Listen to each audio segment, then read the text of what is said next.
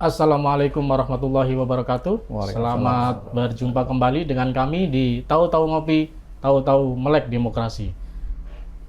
Pada podcast kita kali ini, kita kedatangan tamu, seorang aparatur sipil negara yang tergabung di struktural Sekretaris Dewan DPRD Kabupaten Pasir. Selamat datang Pak Zul. Ya, terima kasih. Abang atau Kanda atau abang Bapak lah, ini? Abang ya? Abang. Ya, Bang Zul, selamat datang di kantor kami, Bawaslu Kabupaten Pasir, dalam momen podcast. Ya, ini sudah beberapa kali terbit, yang mana ini sudah ke-6 kalinya, insya Allah ke-6 kalinya.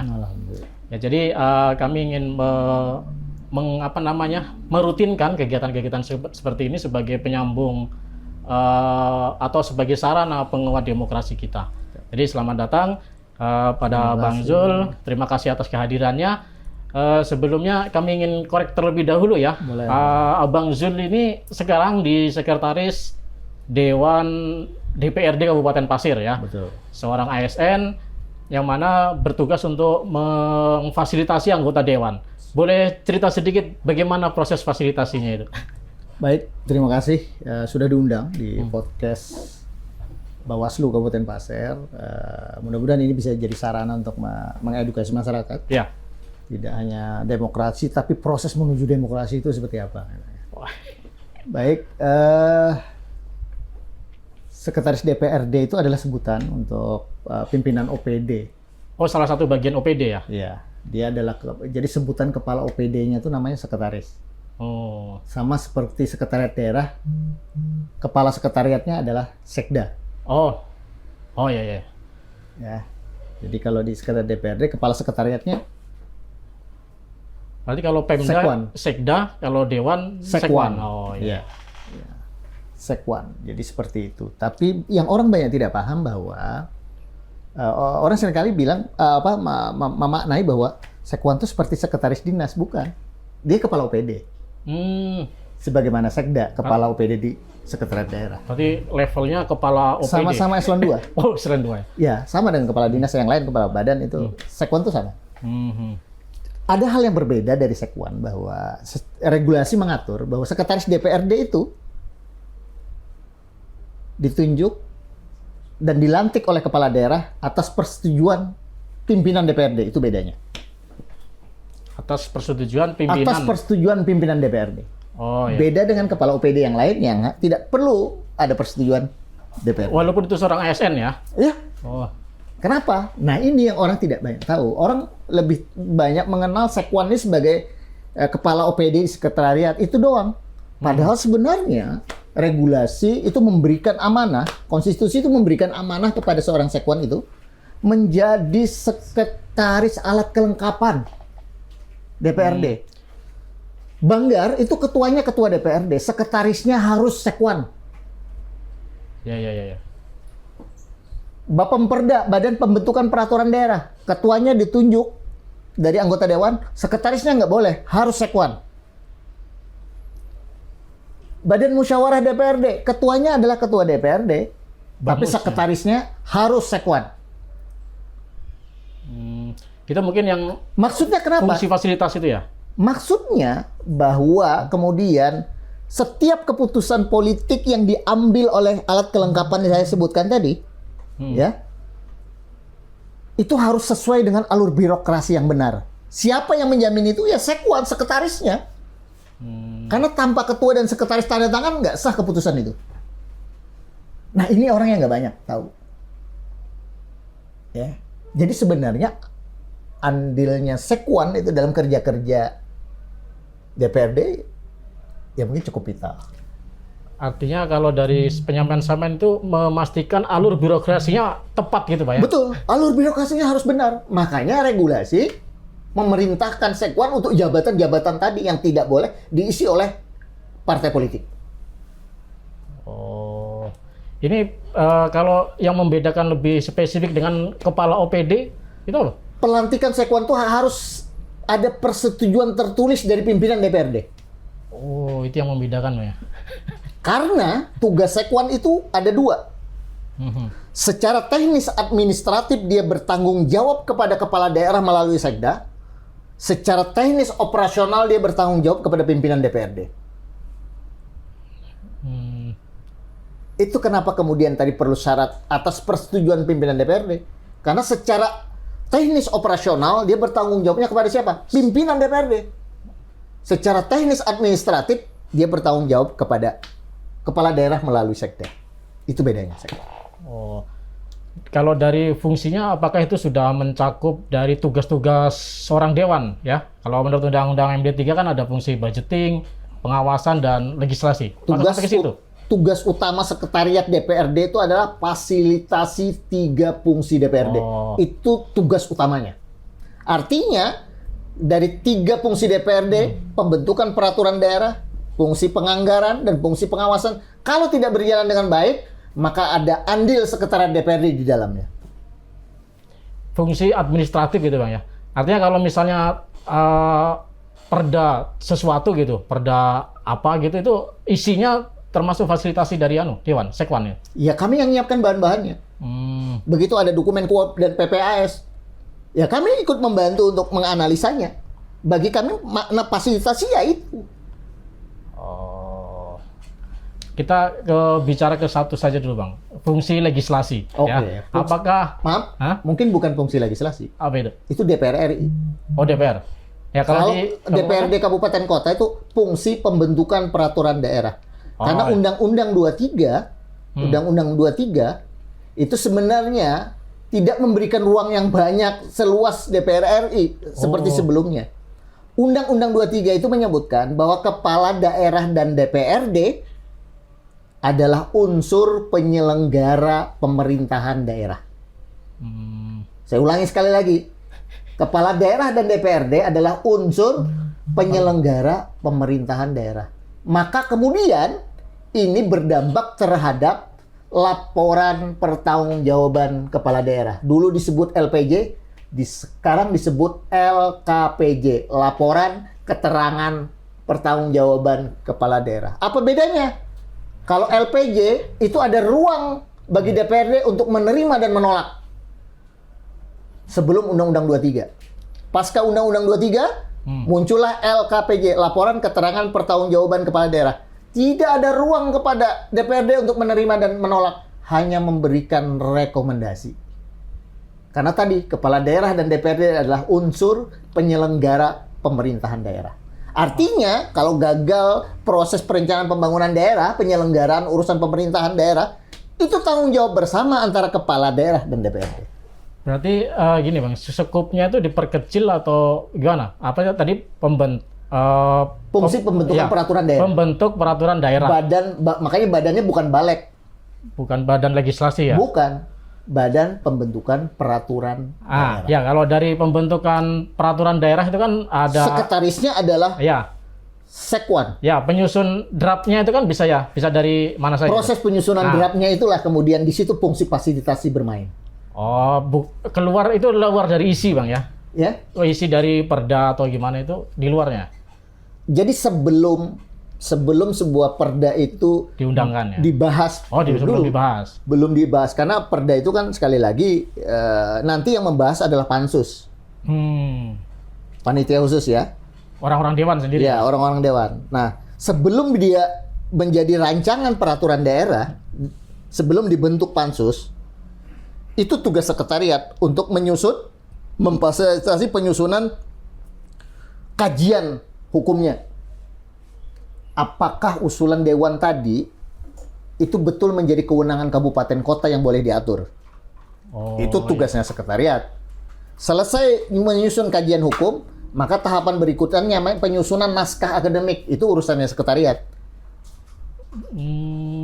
Setelah selesai menyusun 2 dokumen tadi, maka kemudian kita sampaikan kepada dewan melalui pansus. Nah, pansus bekerja menyusun raperdanya. Jadi semua tadi yang saya sebutkan tadi itu muaranya awalnya adalah kerja-kerja teknokratik. Kalau draftnya itu dari mana tadi Bang? Ya, dari sekretariat.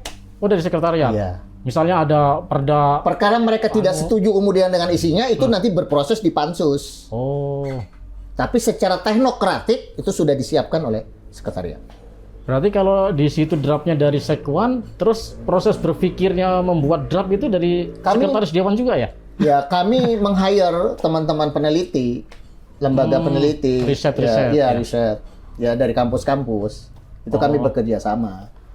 Ya nggak sanggup juga kalau harus sekretariat, jangan semua. Artinya pokok pikirannya dari teman-teman akademik ya, akademisi. Ya, akademisi, betul. Bukan berasal dari atas pikiran anggota dewan, bukan ya? Nanti pada proses pematangannya, karena Mas sekali lagi anggota dewan ini dari latar belakang yang berbeda. Oh ya.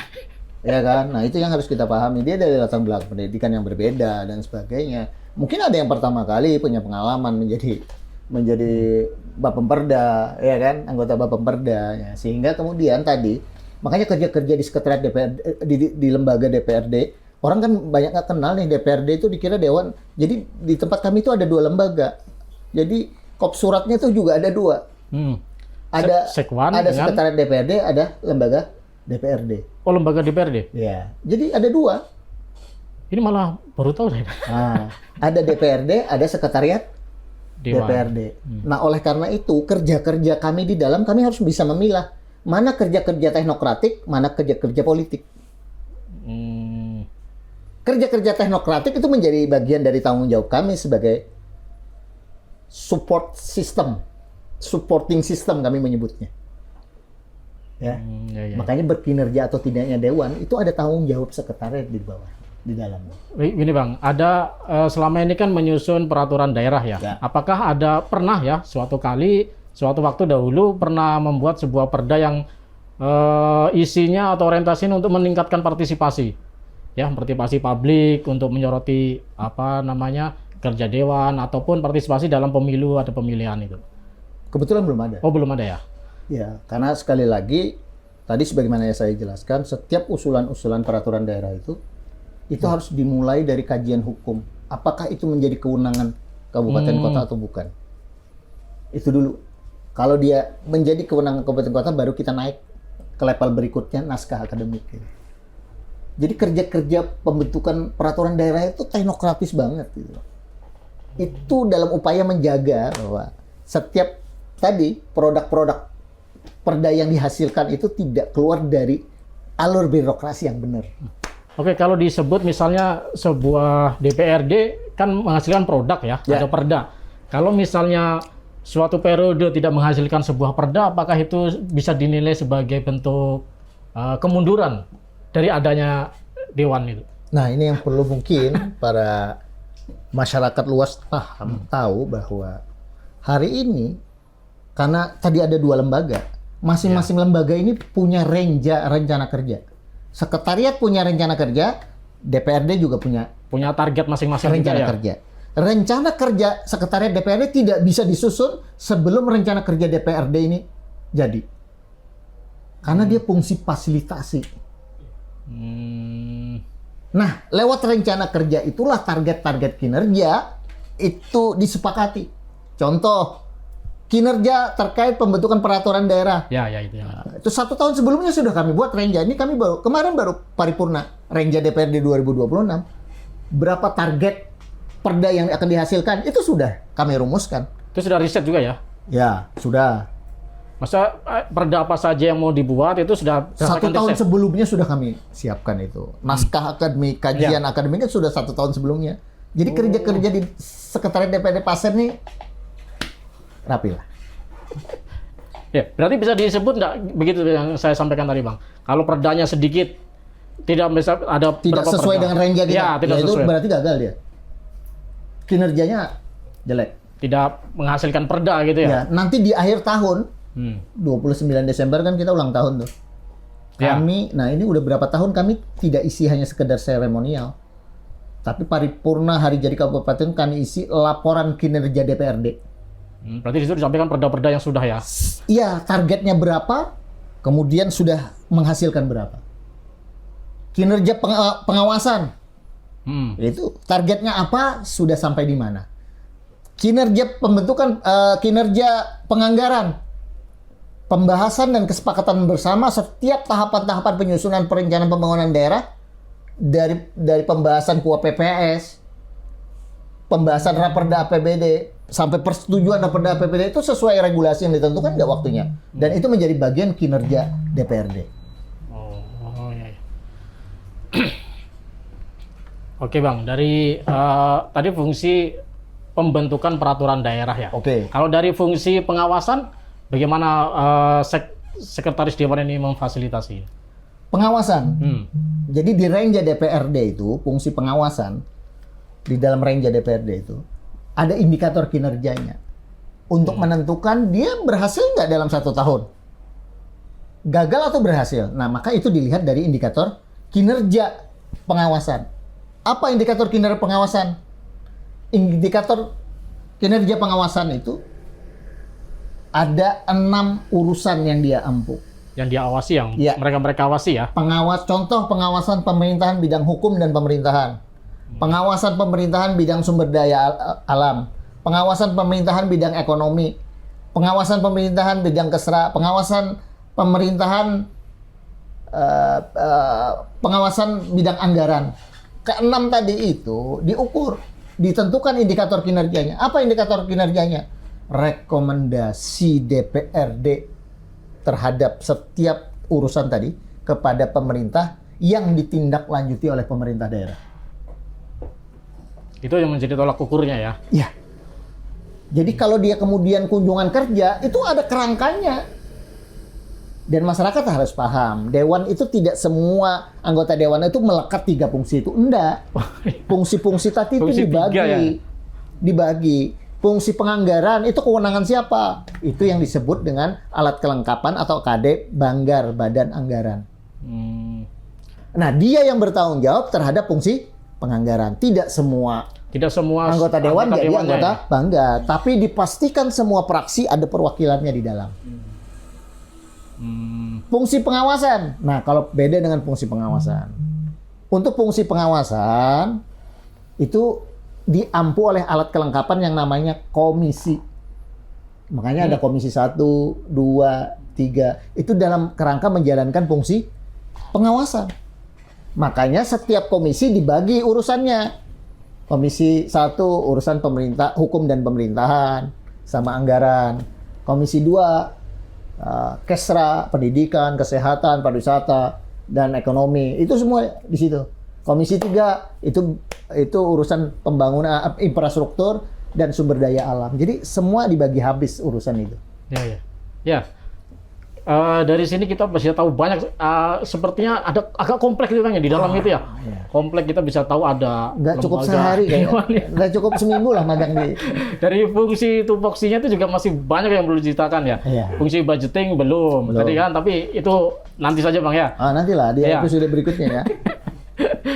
Ini kita mau gali lagi Bang terkait dengan bahwa DPRD Kabupaten ini kan merupakan produk demokrasi ya, hasil pemilu. Kalau yang saat ini kan pemilu 2024 kemarin ya. Dan kami juga ada di situ sebagai penyelenggara pengawas pemilihan umum. Nah, kalau dilihat dari situ, selama ini sudah bisa koordinasi tidak bekerja sama dengan Sekwan ya, mereka itu untuk sampai sebagai fasilitator mereka sudah bisa koordinasi dengan baik atau belum dengan sama ini? Bisa koordinasi dengan baik atau tidak? Yang saya pikir ini bukan pilihan. Oh, bukan pilihan ya? Iya, kewajiban. Kalau dinilai? Ya, kalau nggak sanggup harus mundur mestinya saya sebagai Sekwan. Karena nanti tujuan yang diinginkan nggak tercapai. Fasilitasi 3 fungsi DPRD ini nggak jalan. Jadi kalau saya pikir bukan pilihan ini given, anugerah dari Allah SWT. Harus cocok. Oh, berarti di dalamnya apakah ada mungkin tantangan, ada hambatan? Pasti dinamika itu ada. Dinamika. Oleh karena itu mungkin pesan saya buat rekan-rekan yang nanti akan melanjutkan. Jadi anggota dewan atau baik anggota dewan maupun khususnya jadi Sekwan ya. Jadi kemampuan komunikasinya harus selalu ditingkatkan. Public speaking ya. Kemampuan komunikasi, pemahaman, kemampuan literasi. Kenapa? Kalau kemudian sebagai leader di OPD, sekretariat DPR itu nggak paham perencanaan, gimana dia mau memfasilitasi tugas fungsi perencanaan, penganggaran? Kalau dia sendiri nggak paham tahapan-tahapan penyusunan perencanaan pembangunan daerah. Terus yang mau difasilitasinya apanya? Oh. Kita ini jangan apa ya, selama ini sekretariat itu selalu dimaknai sebagai orang-orang yang hanya menyiapkan perjalanan dinasnya, administrasinya. Bukan lebih dari itu loh sebenarnya. Regulasi institusi konstitusi itu menuntut kita lebih dari itu. Membantu dia untuk memudahkan tugas-tugasnya itu bagian dari makna fasilitasi. Iya, iya. Iya kan? Iya.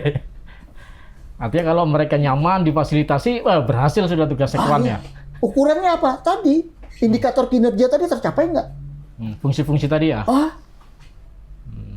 iya. Kuah PPS harus dibahas dan disepakati tepat pada waktunya. Itu harus ada kerja sekwan. Mengkomunikasi dengan pimpinan DPRD, dengan anggota Banggar. Pak, ini nggak bisa kalau ditunda-tunda. Karena regulasi mengatur, Pak, bahwa pembahasan ini paling lambat minggu kedua bulan Agustus. Sebagai pengingat itu ya. Oh iya, nggak bisa, Pak. Nanti kinerja Bapak di akhir tahun dilaporkan kepada masyarakat. Nggak tercapai kinerja Bapak. Iya, iya, iya. Baik Bang, kalau kita mengulik lagi Bang terkait dengan isu pemilu ya, pemilu dan pemilihan. Kalau di pemilu dan pemilihan itu kan isunya bisa money politik, ada partisipasi dan juga di situ konflik antar dukungan. Nah, yang pertama mungkin kita ingin gali kalau sampai Abang melihat terkait dengan praktik-praktik money politik ini bagaimana Bang? Ya walaupun kita tidak bisa mengatakan ya bahwa pemilu atau pemilihan di sini banyak money politiknya.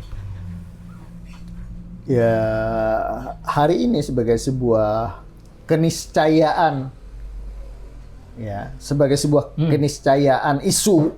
Ya, isu ya, yang kan? sering ya. Ya, keniscayaan isu itu bahwa praktek-praktek money politik itu masih terjadi. Ya, kalau kita berpikir hanya pada mengatur larangan atau memberikan punishment terhadap pelaku money politik, berarti kita menutup ruang-ruang lain, ikhtiar lain yang bisa kita lakukan sebenarnya untuk tidak terjadinya money politik. Apa yang paling efektif? Kesadaran masyarakat, saya pikir. Berarti sosialisasi. You mau sogok sebesar apapun, you mau kasih duit seberapapun, kalau kesadaran masyarakatnya tinggi, you nggak bisa. Maka pendekatan agama menjadi penting, saya pikir. Bolehlah kolaborasi Bawaslu dengan para asatidz, dengan para pemuka agama untuk mendorong kesadaran beragama itu. Mendasarkan pilihan-pilihan itu pada nilai-nilai yang diajarkan oleh masing-masing agama. Ini soal kepemimpinan loh ya. Tapi jangan diminta saya, nanti saya ceramah loh. Makanya saya cukup sampai di situ saja. Kalau kaitannya dengan ini money politik, terus dengan produk yang dihasilkan. Nah, dalam hal ini kan produk yang dihasilkan dari pemilu ada anggota dewan, pemilihan itu ada bupati, dan ini kalau korelasinya misalnya ada praktik money politik itu bagaimana coba? Ya baik mereka-mereka yang kita anggap punya kapasitas, punya keilmuan, punya indeks literasi yang bagus. Di saat mereka sama menggunakan praktek-praktek itu, apa bedanya dengan mereka yang tidak? Emang ada yang sesempurna yang saya sebutkan kemudian tidak? Ada mungkin ya, tapi tidak mungkin. Mungkin ya. Ya mungkin ada. Saya nggak tahu. Karena saya bukan pengamat itu sih. Dan saya agak malas. Ya artinya kita berdasarkan pada kesadaran ya tadi ya, harusnya sadar masyarakat. Bagi saya ketika kemudian nama-nama itu sudah keluar dari KPU, itu given sudah. Itu anugerah Tuhan yang diberikan. Tugas saya sebagai sekretariat dengan kawan-kawan sekretariat DPRD, tugas saya sebagai sekretaris dan teman sekretariat, bagaimana kemudian memberikan fasilitasi, memaknai fasilitasi itu agar kerja-kerja mereka yang tadi sudah ditetapkan oleh KPU tadi bisa memenuhi target kinerjanya. Itu poinnya kan. Ya. Dan Jadi semakin bagus fasilitasi yang kami berikan itu, ya semakin bersinergi dengan mereka dan menghasilkan kinerja yang diharapkan sebenarnya. Baik. Ini satu lagi Bang, terkait dengan podcast ini kan ada untuk meningkatkan literasi yang sampean sampaikan tadi itu. Untuk meningkatkan literasi masyarakat terkait dengan dunia politik. Makanya salah satu yang kami hadirkan ada dari Sekwan sebagai fasilitator dari anggota dewan. Nah, kira-kira apa yang bisa kita lakukan ini untuk meningkatkan literasi masyarakat, atau kita buat MOU atau bagaimana nanti Bang ini Bang? Boleh lah, boleh. Kami hari ini juga sedang mengikhtiarkan adanya ruang podcast, karena kami melihat hari ini kecenderungan masyarakat itu sudah nggak lagi di minat baca, di minat dengar dan minat nonton kayaknya lebih tinggi gitu. Makanya kami menghadirkan ruang podcast. Dan ruang podcast yang kami bangun itu juga sama, barang tua tapi kami poles. Sama di sini Bang. Ya, jadi gudang garasi DPR itu kami sulap menjadi studio podcast. Tapi tampilannya lebih mewah kayak daripada di sini Bang. Iya. Ya, kami buat sedemikian rupa karena harapannya nanti memberikan ruang kepada bukan saja anggota dewan, semua stakeholder lah. Ya, yang bisa dihadirkan di sini. Yang bisa kami hadirkan nanti di sana, dan kami ingin kasih namanya nanti kalau disetujui pimpinan DPR namanya Rakyat Bicara. Rakyat Bicara ya? Ya, Rakyat Bicara. Jadi nggak usah lagi demo masing-masing gitu, maksud saya kan. Nggak harus nunggu momen apa demo, dia bisa mengutarakan, menyampaikan aspirasinya, kritiknya, sarannya di ruang podcast itu. Ya. Kalau saran-saran untuk pemirsa gimana Bang? Untuk masyarakat umum ini, untuk masyarakat literasinya itu. Oh ya. Untuk masyarakat umum bahwa memaknai literasi itu tidak hanya sekedar membaca ya. Karena membaca kita itu masih sebatas mengumpulkan huruf-huruf kemudian menyebutnya dalam satu ucapan, itu literasi kita baru sampai di situ. Dasar itu masih ya? Dasar banget. Tapi literasi itu mestinya apa yang dibaca itu direnungkan, diresapi, kemudian dipraktekkan. Itu sebenarnya makna literasi yang ideal. Hari ini kan tidak, makanya kita tidak boleh juga menentang zaman ketika kemudian generasi ini sudah kurang minat untuk membaca, ya kita berikan alternatif lain, pilihan-pilihan lain seperti podcast ini kan. Dia lebih suka menonton, lebih suka mendengar, ya sudah nggak apa-apa, kita fasilitasi dengan itu. Ya, pada akhirnya kan kita podcastnya ada berisi gitu ya, mungkin mereka lebih tertarik untuk melihat. Betul sekali. Ya, artinya meningkatkan literasi itu bagi masyarakat ya, berguna nanti untuk partisipasi ya.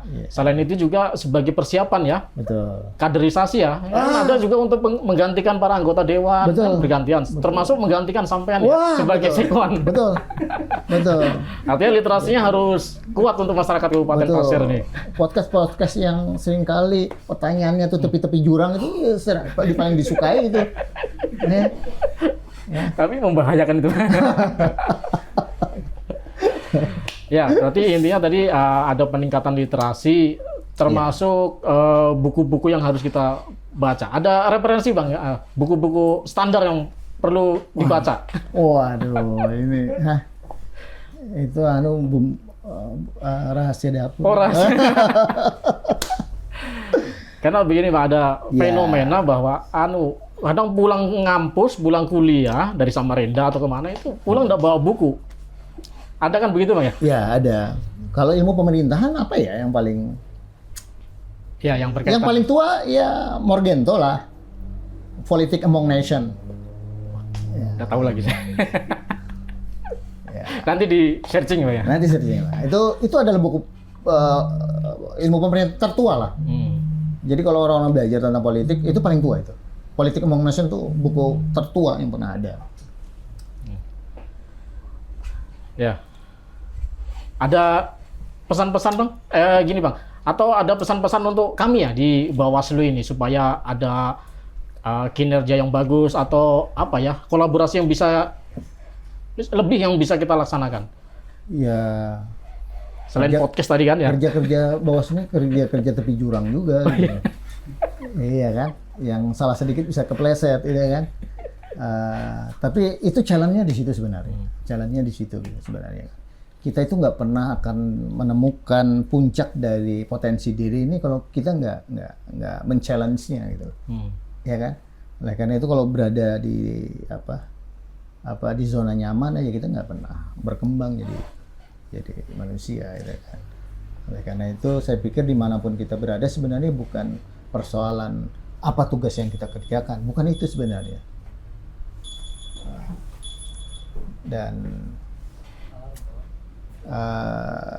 pesan-pesan saya buat teman-teman dan pesan buat pribadi saya, mudah-mudahan ini bisa menjadi closing. Nah, kata-kata penutup lah buat saya bahwa saya tidak pernah bosan mengucapkan coach of the day ini. Jadi nggak pernah bosan-bosan saya menyampaikan pesan-pesan bijak ini bahwa, dan ini bisa berlaku untuk siapapun dengan profesi apapun, bahwa tidak perlu menjadi obor yang besar di tengah terangnya bulan purnama. Cukup menjadi lentera kecil di tengah gelapnya malam. Terima kasih.